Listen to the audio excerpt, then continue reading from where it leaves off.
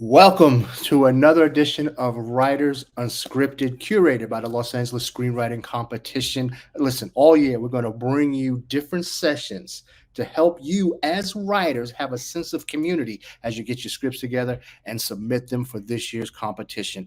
Last year we came to you during the strike. We let you know what was going on.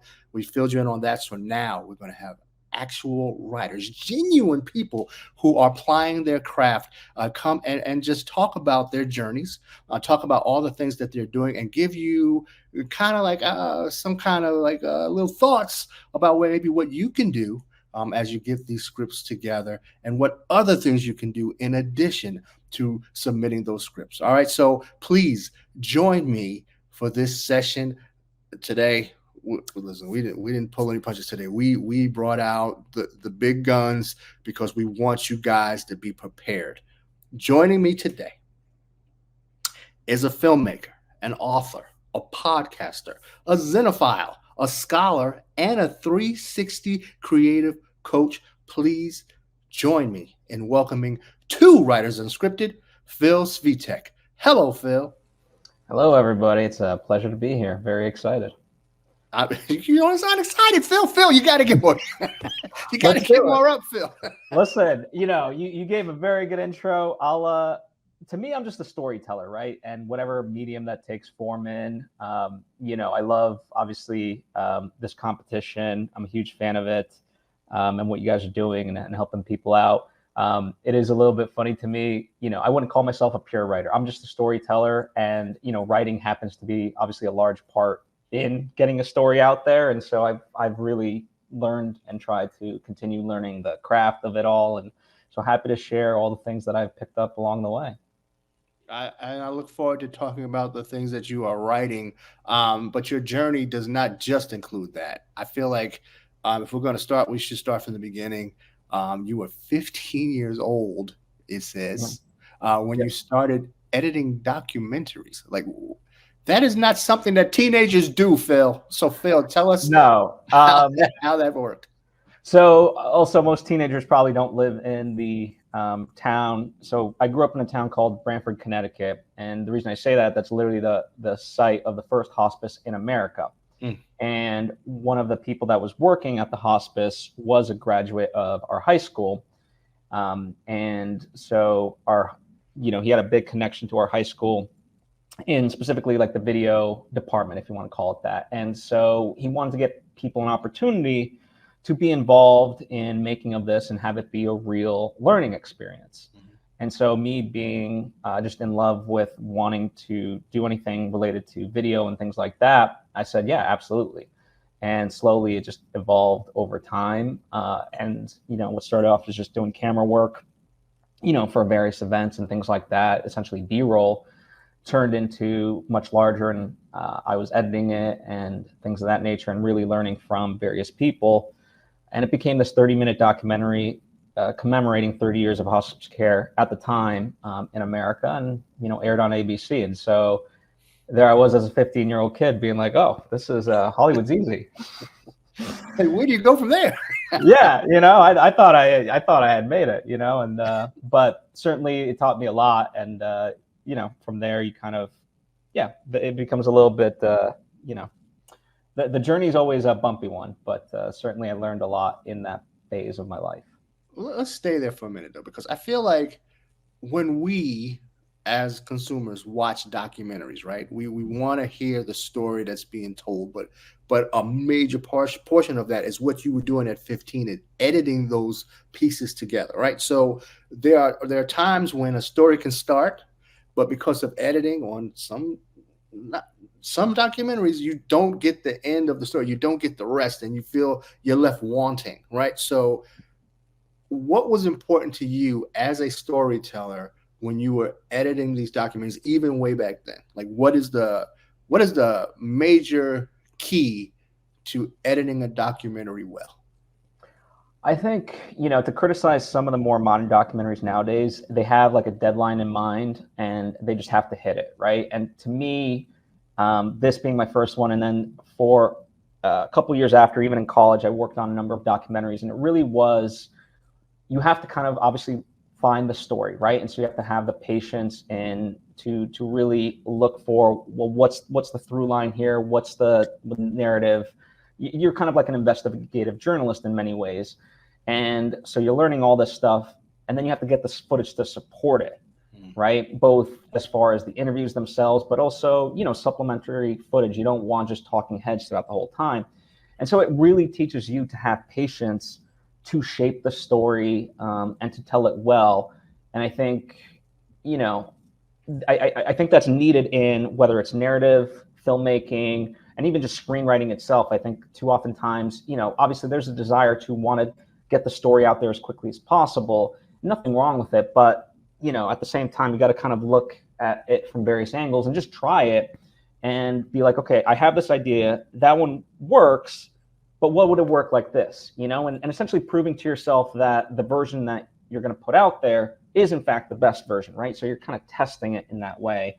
And that's what, especially those early documentary years, really taught me, was to, you know, try out things and see what really stuck and made the most sense, you know? And we did a lot of test screenings with a lot of these documentaries and looking at, okay, where does the audience get confused? Where is it dragging and all this stuff? And you learn to just, you don't even have to ask the audience, you just learn to read their expressions, and you can kind of start to tell and be like, okay, let's bring it back to the editing room and figure it out. And by the way, editing in general, like, it's reverse writing, right? You have the footage, and so you're still shaping the story just in a different medium, essentially, but it's still, to me, analogous to writing.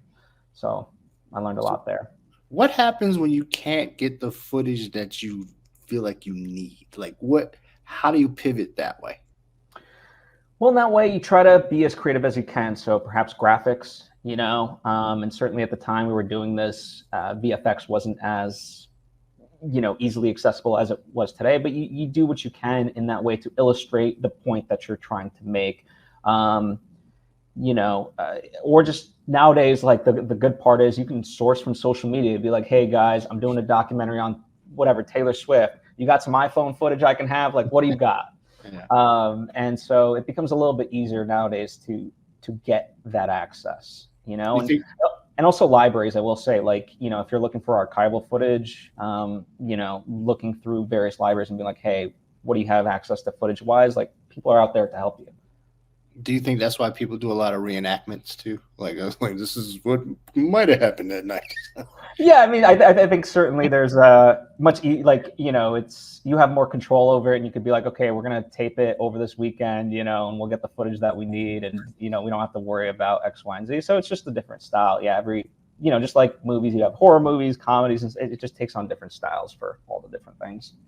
All right. So thanks for indulging me. That was just my going off on a little tangent. All right. Emerson College. I feel like this is a big part of your life.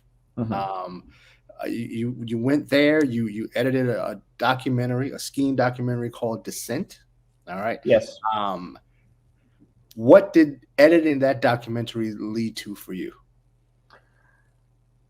Again, just kind of learning and continuing the process. It was very much, I mean, I had no clue how long this documentary would take. And I remember, you know, director Eric Osterholm would ask, like, hey, do you want to go do this? And I had no clue. And then all of a sudden, you know, we're driving for 4 hours to New Hampshire, and then I'm up a mountain after climbing it for 6 months. And I'm just kind of turning to him like, so what exactly are we doing? I had no clue. Right. And so, it just taught me a lot of, again, just that patience. And, you know, you talk about like getting the footage. We literally had to climb this mountain 18 times. And there were some days we climbed and we got decent footage, but not the stuff that we needed just because of weather, right? Like, we had no control over that aspect of it. And so, yeah, it just teaches you, like, you know, you got to figure it out if you really want to get it to, you know, to a desired level. And that's always stuck with me. So the skiing documentary, again, there was a story to tell, and with reverse writing, with the editing of it. But what was the original story? Like, what were directors trying to do? This was on Tuckerman's Ravine, which is the only place in the Northeast that has backcountry skiing and avalanche danger, right? So it's a worldwide place. Like, people go here from all parts of the world to ski it. So it's like a mecca for skiers. And it has it's on a mountain called Mount Washington, which has the highest wind speed ever recorded in the world at like 250 something miles an hour.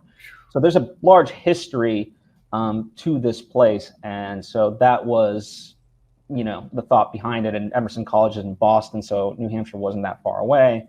So that was kind of why, you know, Eric decided to do it, and you know, I thought we honored it really well for what it was. Okay, all right, Kevin. We'll put there where we can find it and where we can watch it. We'll make sure we lay down that graphic. I'm just going, like, what I like to do is just go through your bio and see, you know, like, and see the different pieces. So when you left school, or maybe while you're in school, you met up with Kevin S. Bright.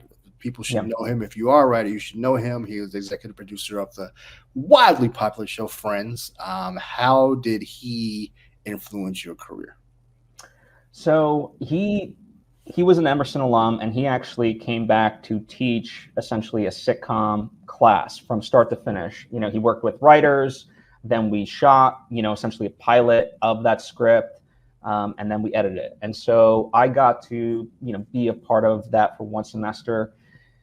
And really seeing it from, and we all literally had roles, you know, no different than if we were doing an actual pilot, except we also got to hang around for all the various phases of pre-production, production, and post-production. The difference was that, you know, I had identified myself as I really want to edit. And so that side of it, you know, allowed me to essentially have a lot of one-on-one time with Kevin, because he would come into the edit bay, and you know, that's when you're really seeing, okay, how did it translate from as intended in terms of the writing to now seeing it on screen and how to make it work. And that was just a masterclass in obviously sitcom editing, but also editing in general, right? Like, you're not going to watch, you know, the famous thing is like in Friends, you know, if someone's leaving the apartment, you're not going to watch them leave. They're literally going to start on one side, and then like you cut to a different camera, and all of a sudden, you know, they're on the other side of the thing. Because it's boring, you know, you're not going to watch them for 10 seconds leave. Right. And it all works, right? You know, he's a funny guy as well, and was very generous with me, so I took a lot out of that. And you know, he obviously shared a lot of Friends stories, so that was fun to go down that memory lane. So an important part of editing, as you just pointed out, is pacing. Like, you have to make sure that you're not like boring the consumer, but making sure everything makes sense and keep it moving, right? Yeah. Absolutely. All right. So you started as an editor, but then you got into producing. I see that you hooked up with another Emerson alumna. Tell us about your time with Maria Menounos. I said it right. You did. So at the time, they were producing, her and her partner Keven Undergaro, their second feature film together. This one was called Adventures of Serial Buddies, and it was filming in Connecticut over the summer. So it was perfect timing where I was off from school. And so I came in, and at the time I was just essentially DIT, meaning digital imaging technician, which is a fancy way of saying I handled the hard drive data of the video footage, right? And through that, you know, I got to know a lot of people, and they got to know my interest of editing and said, you know, hey, would you want to be part of the editing team? And I said, yeah, absolutely. And so that evolved where they would bring me out to LA while I was in my senior year of college, you know, during spring breaks and things like that, to help out. And, you know, that one was my first feature film, and sort of my first narrative feature film. So it was definitely a very big learning experience, but thanks to everything that I learned with Kevin and things like that, I was able to take that and leverage it and so forth. So, yeah, it's just kind of, it's one block on top of the other as the progression sort of goes, you know? Okay. I feel like this is where I'm more familiar with your work, I'll say, with AfterBuzz TV. Like, I remember seeing that online. I was like, oh, this is really good. You guys, now, if I'm right, you were recapping different shows, different series. Is that part of what AfterBuzz did? Yeah. So the idea was, it's like the ESPN of TV talk, right? So, you know, whether it's Game of Thrones or The Real Housewives, you know, we had panels talking about the various TV shows. And that was, to me, something sort of unexpected in terms of a turn, but that was Keven, the director of Adventures of Serial Buddies. It was his brainchild. Obviously, Maria was a part of it. And, you know, I worked with them. So when they asked me, do you want to be a part of this? I essentially said, like, I have no clue what this is, or like, you know, podcasting, no one knew podcasting at the time. I mean, it's been going around for 5 years, but it was still very, very nascent. I mean, even today, people still say it's a very nascent industry. But back then, to do anything, like to be able to stream in the way that we're doing right now, was quite an art form, you know, technologically speaking. And so I was like, that's not in my wheelhouse, but I'll do what I can if you'll have me. And so we kind of, you know, it was a true startup in that way, and grew from, you know, 1 show to 2 shows, all the way to just essentially 150 shows a week, with multiple studios and all that. And it was a joy to really be a part of, and taught me one of the greatest things about it was I met so many different artists, and like me, people were multifaceted, right? So there was people obviously talking about various TV shows, but some of them were writers, some of them were actors, some of them were just hosts, or even publicists. So it really gave me a foot into sort of networking, but in a healthy way for me, because I hate the sort of bastardization of like, oh, go to parties and like handshake and this and that. Like, that's not. I'd rather work with people and us know each other for the quality of our work. Like, that to me is the strongest form of networking. Now you said it. You said it was from Game of Thrones to Real Housewives, but it was literally all of that. And if to have 150 plus shows every week, right, that you had to oversee, it had to be chaotic at a point, right? So how were you able to? I'm not gonna say master, but how were you able to make that work? I mean, you know, you learn to just put out fires, right? Like, there's so many personalities, there's so many schedules to keep track of. You know, you're beholden to the schedules of the networks. Like, sometimes the show's on at 9 p.m., but today it's on at 8 p.m. because of, you know, the president's speech or whatever it may be. And you're having to, so, you know, it really teaches you, it's like a master class in producing, in the sense that you learn to anticipate as much as you can, and you try to put those things in place, but also knowing that there's going to be 300 things you've never accounted for, just by the nature of it, you can't. And, you know, when the time comes, you got to just be fast on your feet, knowing that, you know what, it might not always be the most glamorous solution, but the idea is just getting it done. You know, people always sort of ask about like let's take film producing. Well, what is film producing? To me, it's like, if we're shooting a scene, and the scene needs eggs, and there's no eggs on set, but there's a 7-Eleven across the highway right there. Mm-hmm. You as a producer running across that highway, getting to the 7-Eleven, bring back the eggs to make the scene work. Like, that's producing, is just getting the movie done. And so that's what, you know, as far as all the chaos, let's say, you know, that's what it taught me, is just get it done, find a way. So, were most of these live, or were they taped?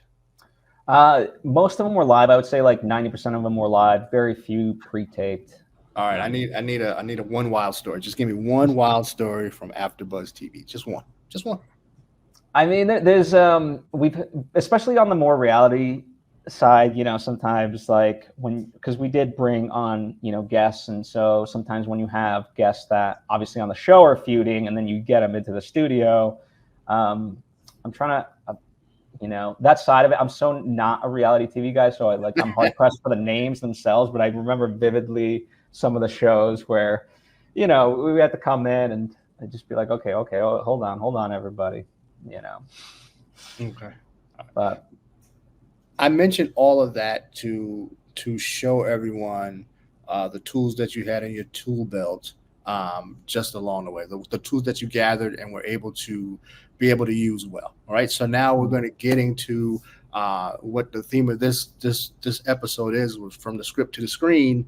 Let's focus on for a little while the films that you have produced independently, and then everything that comes with that. When we talk about producing, you had to get funding for it. We're able to get funding for it, and we're able to move on. So tell me about the first feature film that you produced or created. Yes. So I had turned 30 at the time, and at AfterBuzz, it was a good time where everything was really running smoothly. We had a good staff, and I felt like if there was an opportunity ever for me to go and try my hand at my first love, which was filmmaking, this was the time. And so I did that. I left the network in 2018 and made filmmaking my focus. And with the first one, the goal really was, can I make a feature film? And I very specifically, one of my big idols is Robert Rodriguez, and he has a very famous book called The Rebel Without a Crew. And in it, it's like a firsthand diary account of him making El Mariachi, which he famously shot on film for $7,000. And, you can look up the making of videos, and it's absolutely incredible how his mind just works, and he did it. So I've been studying, those kind of filmmaking mavericks of, just doing it on a shoestring budget. And so the thought really for me was just make a feature film. Like, I don't know if it's going to be good or not. Obviously I want it to be good. Like, I'll work on the script and things of that nature. But the idea was just get it made. And that's why for the first one, I was like, the premise was to make it for as cheap as possible, because I wanted to self-fund it. And many people said, like, hey, people will give you money and things like that. I said, I essentially don't want to take people's money and fail. I don't know how this is going to turn out. If, when the second one comes around, then they can at least see the first one and have a better understanding of, me as a storyteller, me as a cinematographer, editor, just as a filmmaker in all these ways. And they can make a judgment for themselves if, that's their style and they want to give me money. So with the first one, it really was just make it as cheaply as possible and just get it made. And the story really started coming together. There was this one time I went to downtown LA, specifically Grand Central Market, and I really loved the vibe of the place. And I saw a lot of essentially vloggers filming there. And it really caught my eye in the sense, okay, I feel like if we have a small blueprint, we could literally shoot in downtown LA and no one's going to say anything because they're so used to having all these vloggers everywhere. And that became the jumping off point, and we started writing the story based on that. You have your hands in everything. So since this is talking about writing scripts, what was that process like? Did you cater it to your surroundings, or did you just make everything happen based on the words you wrote? No, it was very much like I had this idea of the various characters and their situation, but then knowing that obviously I had to restrict it in terms of places. So a lot of it, I would even say like 80% of it takes place in downtown LA, whether Grand Central Market or like Angels Plaza. And, if you guys are familiar, like just basically downtown in very iconic locations. And a few things took place at like friends' apartments or houses, some things in parks and, whatever else. But that was kind of, people when they write, obviously you want to be free and, go with how the story's going. But creatively speaking, sometimes having those restrictions is a blessing because it forces you to have to come up with creative solutions, right? So whenever I came up with like, okay, it would be great to have a scene with 500 extras, it's like, okay, I'm not going to get that. So how do I work around that where it's still an emotional scene? Like at the end of the day, what's the scene trying to accomplish and where can I put it and find the elements that still at its core is that, but I can lean into what I do have instead of what I don't have. Okay. So to borrow from Kevin Bright's show, you had to learn to pivot. Yes. Pivot. Sorry. Okay. I had to do it. I'm sorry. Absolutely. Yeah. And I think, to me, that's a big central thing of it is stop worrying about what you don't have, right? I think there's so many people lamenting about, I don't have this type of camera. I don't have, these actors, these locations. It's like, okay, stop focusing on that. What do you have and what can you make out of it? And obviously like I went for a feature film, but that's because at that point in time, I'd already done a lot of short films. And to me, I wanted to prove to myself essentially that I could do a feature film. But certainly it's a very healthy exercise to just make short films because, you have a much faster turnaround time and you can see the results and learn in that process way quicker than with a feature film. right? So I would recommend also that as you're starting off, is just to make that. Now you also worked on web series as well before you got into doing the feature film. So now we know the differences. One is shorter, one is longer. But as far as even down to the writing of it, because if you're writing a short film, you got a few scenes and you get it, and you got it, and you're good. With a feature film, different locations, like you mentioned. Um, so what should people expect if they're writing feature scripts? Um, what should their process be? Like, what process did you have for doing something longer and doing something that you hadn't done? Yeah, so for me, I'm a big advocate of outlining. Now, some people, disagree on that. Everyone can have their own process, but like that to me is essential, so I know where I'm headed. And oftentimes, like most notes that most writers receive are always about the middle. Usually the beginning, it ends up being strong. The ending kind of hopefully, ends nicely, but the middle is the thing that tends to drag, tends to be a little bit every which way. And that's the hardest part to write, just in general, right? And I could say that for, a master screenwriter or a novice screenwriter. That's the bulk of your movie, right? So therefore, it would make sense that's probably a lot harder. So I think just, knowing your characters and things like that.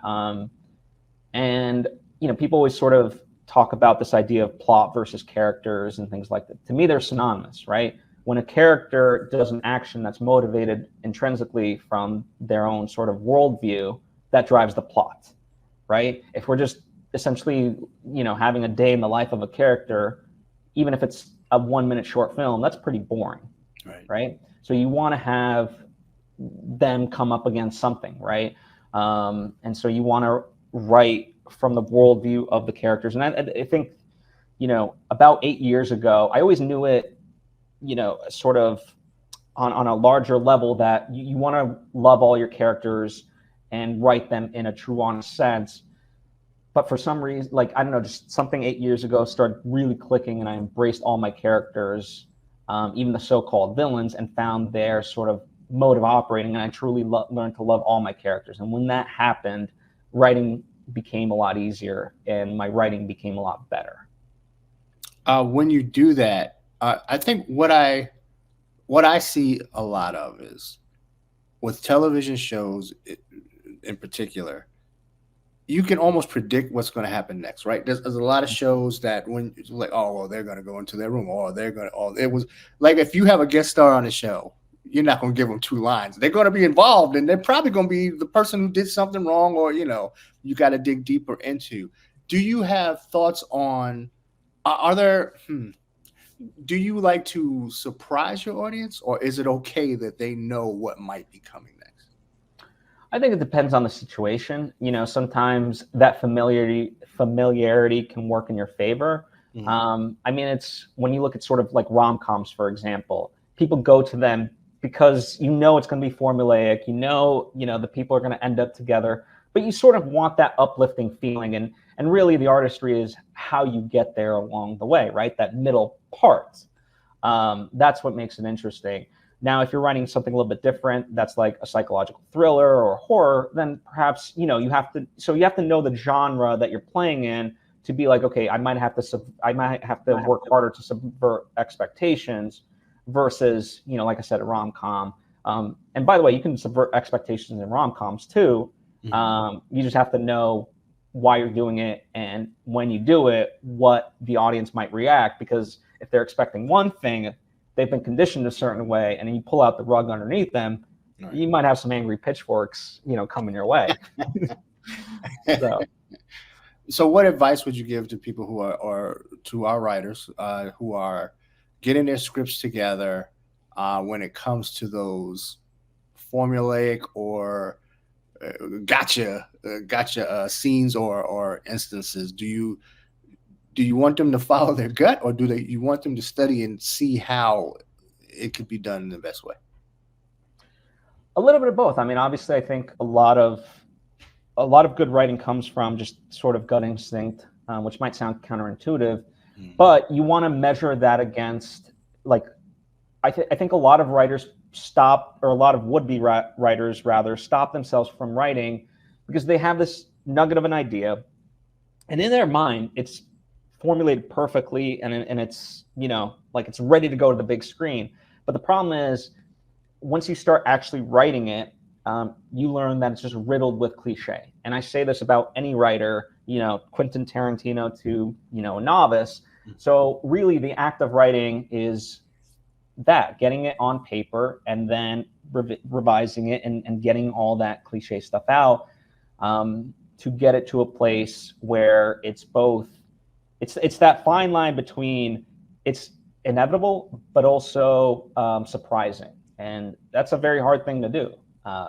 You know, that's why, like, the best writers get paid the most. You know, Christopher Nolan is a master at surprising us, yet it being inevitable. But, you know, I mean, there's right now one Chris Nolan, and certainly there's other people sort of that are his peers at top level, but it takes a lot of effort, a lot of work, and, you know, just revising and so forth. And I think that's a big thing. Don't get, you know, when I talked about patience at the beginning, I think I go through like at least 60, 70 revisions on any given script that I work on.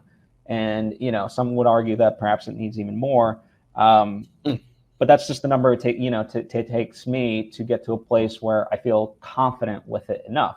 And there's no magic number. Like, just keep writing until, you know, you feel it's good, and you get validation from peers that you can really trust. And sometimes, you know, you'll get notes for the sake of getting notes, and you have to also be able to discern what's worth going after versus not, you know? Okay. I want to go back to that first film. You got it done. You got funding for it. You made it happen, right? So you exhale a little bit. Now it's time for the next one. Now, is it easier, or are the stakes higher now? So the thesis for the second one was, okay, I've done one. Was it a fluke? And can I elevate beyond this? You know, can I essentially upgrade? So the next one was definitely tougher and sort of self-imposed. So, and also outside imposed, like we were in the middle of the pandemic. So it's like, okay, well, how do you deal with that? And so in my mind, it was like, okay, no one's technically doing anything. So can we go someplace? And I started looking into like Lake Tahoe and other places like where we would just essentially be for 2 weeks, almost like a summer camp, and we'll just make a movie. And then I started pricing out various places. And thanks to the first movie, a sound designer that I worked with, I became really close friends with, and he actually lives in Colombia. And I started doing the numbers. I was like, it'd actually be far cheaper to go to Colombia and film a movie in Colombia than it would be anywhere in the US, and you get Colombia as your backdrop. So that became sort of the impetus for it. And, you know, I worked the story from there. The thought was always the same. It was about like people in their mid-30s kind of struggling with life, you know, having done what they've essentially been told to do in their 20s, but the results not being what they were supposed to be, and kind of that disconnect. So that was always the basic premise, you know, wherever I decided to film. But once we decided to film in Colombia, then it was like, okay, American tourists kind of on this, you know, vacation. Okay, you have two guys on vacation. One's like a bachelorette party because they, you know, the bachelorette's been there before, and, you know, having traveled luckily many times, once you meet someone from your home nation, it's just like this instant bond, right? And so that became sort of the driving force. And, you know, it's not quite a rom-com, but it's sort of in that vein. Okay. And just set in Colombia. Now you had to shift, like when it wasn't in America, now it was in Colombia, you had to shift. Did the script have to shift because you said it's kind of like a rom-com, but what was it trying to be before that? Well, it was always trying to be sort of a rom-com / drama. Like the main, you know, it's got an element of will they, won't they sort of love angle, sure. But at its core, it's really about people discontented with their life, and how they're going to navigate that, and, you know, feeling like this trip to another place is going to be the solution, right? We all try to just escape our problems wherever we may be. For these people that happen to be in Colombia. And so that was kind of the driving force. And as far as anything, it really became about, okay, now I have to write specifically for Colombia. And we stayed in Bogota, the capital. So it was like, okay, what are iconic places in Bogota? You know, also, how can we get from point A to... So it became like a logistics meets story type of moment of making sure it all worked. Because, like, for example, there was like the salt mines, which are very famous, the gold museum, which is very famous. So it's like, okay, I want those scenes within the movie because they're iconic, and, you know, no one's really seen them on screen, at least not mostly like as American audiences in terms of a non-drug sort of cartel aspect of it. But how do I justify that from a narrative perspective, you know? And so that became the trick of it all, was to find that balancing act. Okay. We mentioned before, so it was cheaper. Let's just call it what it is. It was cheaper to film in Colombia than it was. But so how does funding work? So if you did your first film, do you show that to people and say, see, well, I need money for the second one, but look what I've done? How does that work? Yeah, that's essentially what it was. So at the time, you know, the first one was already out on Amazon, Tubi, and those places. So, you know, and people had seen it and won various festivals and things like that. So Phil, wait, you were a Tubi pioneer? You were a Tubi pioneer? I mean, I was not a Tubi pioneer. My distributor got it on the Tubi. Okay. All right. Yes. All right. I like to. I appreciate Tubi. Tubi is amazing. Yeah. Tubi. Single me out, Khalil. Single me out real quick. Tubi is amazing. All right, we can go back. All right, we're good. All right, go ahead. Yes. So I'm glad the movie's out there for people on Tubi. And because of that fact, you know, I felt we did a crowdfund for it. We did an Indiegogo crowdfund, and I say that specifically because other platforms, you have to hit a minimum threshold or you get none of the money. Okay. And for me, I'm very much like, listen, what you give me is what I'll use, right? So there was a number we were going for, which I think was about $20,000. But I was like, look, even if we don't hit whatever percentage, that's still money I don't have that I can, you know, figure it out, and we'll take it from there. Right. So I forget what the number we ended up with total, because I think, you know, there's the public number, but then also some people just donated outside of that. And yeah, I mean, honestly, like the biggest things were like the flights. Once we were there, we all stayed in an Airbnb. Food was real cheap. I remember it was like the third day, and we were having like steak dinners, and everyone was getting drinks, and like I was ready to pull out my hair. I'm like, we're 3 days in, we're about to blow our budget on this. Then the bill comes. This is 15 people, and the bill is like $200. I was like, anybody want another drink? Get yourself another drink. So just to give you an idea of like how, you know, cheap it ended up being in that way. And yeah, it was essentially, like I said, summer camp. It wasn't at the peak of COVID, but it was after post, you know, everyone could get vaccinated. Colombian people were starting, you know, they were already relatively vaccinated. So it allowed us to do it with risk, obviously, but safely enough, at least in our eyes. So were you able to use locals in your film as well? Oh, we did. And in fact, you know, there's this woman who, in terms of like Colombian lore, is like the Brian Grazer. Brian Grazer has done like all the Ron Howard movies. And so she's always been behind the camera. But for my friend knew her, and for our movie, she plays a character in our movie. So I always find that fascinating. And again, for American audiences, it'll just fly over their head. But anyone in Colombia, like, that means something to them. So that was always special. Okay. So you're on a roll now. So you got your 2 films done. So you're on a roll now. You got your 2 films done. You're going for your 3rd. Clearly, this had to be easier. You know, no, not at all. I've never been accused of not being ambitious, or some say crazy.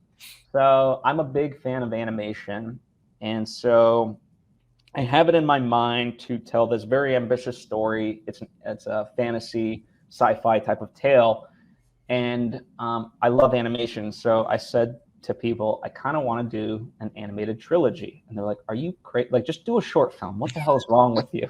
I'm like, no, I think I want to do this. And over the years, I've gotten to know various animators. And so it wasn't as crazy as it might initially seem.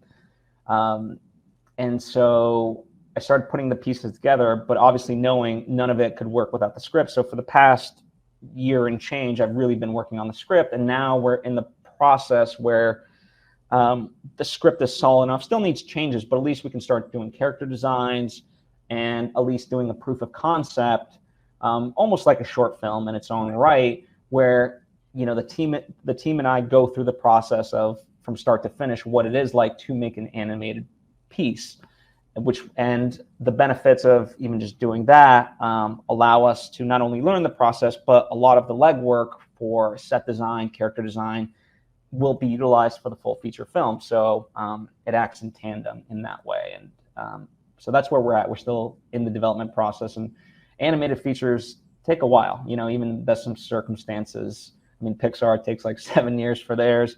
Most animated ones can be like 3 to 5 years, give or take. So we'll see how ours ends up taking, you know, in terms of length. Phil, can I call you Phil? Let me you can call me Phil. Phil, is this your first time doing an animated film? And what did you have to learn before you even got started?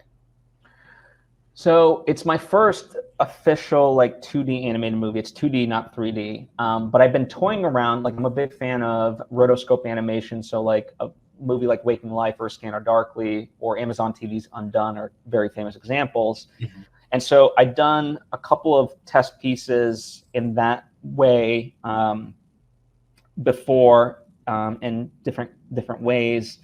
And I also did just a very short, like 8-second animation with the team that I had met. And that got me confident and comfortable enough to be like, okay, I think we can do this. And the team that I work with, they're very great. So they've essentially handheld me and taught me the process from start to finish. And, you know, even now, obviously still learning in all the ways. But you know, for me, one of the big things, normally you create storyboards that then create these, what we call animatics, where you essentially place the storyboards into a video and you get the timing of every shot down. For me, that process, like I know we need to record actors for their voice performance. And in my mind, it's like, well, why don't we just use the actors themselves to deliver the performance? Therefore, it'll be more lifelike, because the best animators at the end of the day, they're constantly referencing themselves. Like if you look at the old school Disney photos for, you know, Cinderella and so forth, they literally have a mirror next to them because they're always looking and kind of checking their expression to see how it looks so they can draw it. Right. So I said, well, why don't we just literally shoot it as if it's live action, but we don't have to worry about hair, makeup, costuming, sets. Like, we'll just an empty space with the actors that we need. We shoot it shot by shot, and that'll give you, you know, not only the performances in terms of the voice, but also performance in terms of how to draw it. And, you know, obviously you can cast anyone in any role as long as they're the best fit, you know, with their voice and their physical performance. So I have 2 questions, and I'm hearing everything you're saying. 2 questions. So how big, you keep referencing the team, how big is the team on an animated film? For us, it's 10 people, which is, for an animated movie, that is very, very tiny. Okay. But we know that, but they're all dedicated, and we know that's going to kind of extend our timeline, but each of them is fantastic and they do good work. And, you know, who knows, maybe as it develops and grows, we can bring on more people, but as of right now, we have a team of 10. Okay. My other question was, for an animated film, does it allow you to write a script differently? It takes away the restrictions of, you know, now I can really, because you know, you're essentially bogged down by your imagination, right? And that's why I love the medium, is because you can tell different stories. And so the story that I would want to tell in this way, if it was live action, I mean, let's not kid, it might be like a $350 million movie, right? I don't have that kind of money, but you know, animation is not cheap, but looking at like $1 million to $1.5 million budget, that is far more attainable. And as I said, I'm a big fan of animation, and animated movies do well in that sort of way, like whether it's Boy and the Heron most recently, or Makoto Shinkai's Suzume that came out earlier in 2023. Like there's an appetite for it, and Netflix is certainly, whether it's, they mostly do TV shows, but they're big on like their animated stuff as well there. So there is an appetite. Okay. All right. Those are my questions for animation. I think it's very ambitious what you're doing, and I feel like we all need to follow this journey and to see how it gets done, because this is a dive. This is a real dive. So I want to make sure that everyone is able to follow you. So we'll give out your socials, all socials. If you want to follow Phil on his journey through animation, his biggest film yet, you can follow him at Phil Svitek on all socials, and at his website. If you have any questions for Phil, you can submit them through us at LA Screenwriting, but you could also go to philsvitek.com and make sure that he gets them, and that he can reach out to you directly. Phil, I have so many more questions. We really only got through some of everything that you've done. There are so many other ventures you've been able to get to that gives you more tools for that tool belt. But I really feel like the filmmaking, the script writing, the editing is what people wanted to hear about, and you gave them so much in these 45 minutes. So I thank you for joining us for that. Phil will probably be back on at a later date. But for this episode of Writers Unscripted, we thank you, Phil. Is there anything else that you want to share with the folks? Yeah, I'll say one final thing of encouragement, which is just commit to doing it, right? Whether it's writing the script and submitting it, like whatever it is, just make that commitment. And then it becomes a question of how do you accomplish it versus will I, right? And for me, all these movies, it was an initial commitment from the get-go. And then, even with this animated movie, obviously I don't know what the outcome is going to be, but I do know in my heart of hearts, like even if it takes me a lifetime to complete it, it's going to be my next movie. So it becomes about how, not will I. And so I encourage everyone to adopt that mentality. We like to do this thing as 5 questions, and we're going to do this with Phil right now. Phil, 5 questions. You ready? I hope so. All right. What is a word that you find yourself overusing? Overusing. Right now in the script that I'm writing, I think it would be the word seizure. Okay. Which might sound strange, but a lot of people apparently seizuring a lot of times. Okay. That's interesting. Very interesting. We didn't talk about this during our talk, but if you could have one superpower, what would it be? I don't know if it's exactly. Well, actually, flight. Flight is like the most. I know it's a very common, basic one, but it also just sort of is representative of freedom. So I like the symbolism of it. Okay. What's something you wish you could spend more time on? Just my projects and my friends' projects. If we could all just make the art we want to make, that'd be a hell of a life. Okay. What profession other than your own would you like to attempt? Once upon a time, I wanted to be like a pilot, but that was mainly because I loved Tailspin, and that made it seem very fun to be a cargo pilot. Okay. I don't know if you remember that TV show. Yes. I'm calling an audible. What's the greatest story you've told so far? That I've told so far? I think it would actually be my novel, my first one, just because I spent over 10 years writing it, and it was so personal. And that one in particular, writing is very much, it's not quite you writing it, but unlike filmmaking, it's a little bit less collaborative. So can they find that on your website, your novel? Yes. What's the name of the novel? It's called Elan, which is a Slovakian phrase. All right. For all things social, go to Phil Svitek, and also at his website at philsvitek.com. Thank you for playing 5 questions. And if you are submitting, please submit to lascreenwriting.com. It is time for you to get those scripts in. Last year's conversation was amazing. Phil dropped some gems on that.